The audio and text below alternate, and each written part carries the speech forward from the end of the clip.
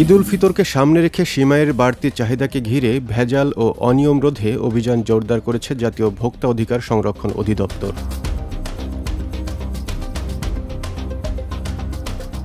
নীলফামারীর সৈয়দপুর উপজেলার বিভিন্ন সেমাই কারখানা পরিচালিত এ অভিযানে ৩টি প্রতিষ্ঠানকে মোট ১,৩০,০০০ টাকা জরিমানা করা হয়েছে। আজ দুপুরে রংপুর বিভাগ ও নীলফামারীর জেলা কার্যালয়ের কর্মকর্তাদের নেতৃত্বে পরিচালিত এ অভিযানে সহযোগিতা করে র্যাব ১৩ এবং আনসার সদস্যরা। অভিযানে অনুমোদনহীন রং ও কৃত্রিম ফ্লেভার ব্যবহার, খাদ্যপণ্যে ব্যবহার অনুপযোগী আয়োডিনযুক্ত লবণ মজুদ এবং অস্বাস্থ্যকর পরিবেশে উৎপাদনের প্রমাণ পাওয়া যায়।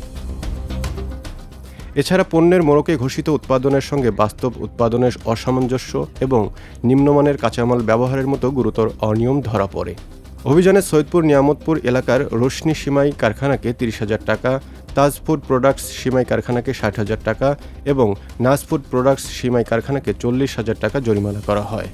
ঈদকে কেন্দ্র করে খাদ্যপণ্যের চাহিদা বৃদ্ধি পায়। কোনো অসাধু ব্যবসায়ী যাতে ভেজাল বা নিম্নমানের পণ্য বাজারজাত করতে না পারে সে বিষয়ে আমরা কঠোর অবস্থানে আছি। জনস্বার্থে এ ধরনের অভিযান অব্যাহত থাকবে। অভিযান শেষে সংশ্লিষ্ট প্রতিষ্ঠানগুলোকে ভবিষ্যতে আইন মেনে স্বাস্থ্যসম্মত পরিবেশে উৎপাদনের নির্দেশনা দেওয়া হয়েছে।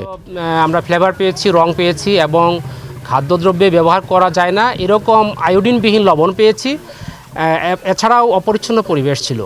তাছাড়া তারা প্যাকেটে যে ধরনের লেবেলিংয়ে ঘোষণা দিয়েছে সেই ঘোষণার সাথে বাস্তবে উপাদানের গড়মিলও পেয়েছি। তো সব কিছু মিলিয়ে আজকে আমাদের এই সৈয়দপুরে 3টি প্রতিষ্ঠানে ১,৩০,০০০ টাকা অর্থদণ্ড করা হয়েছে।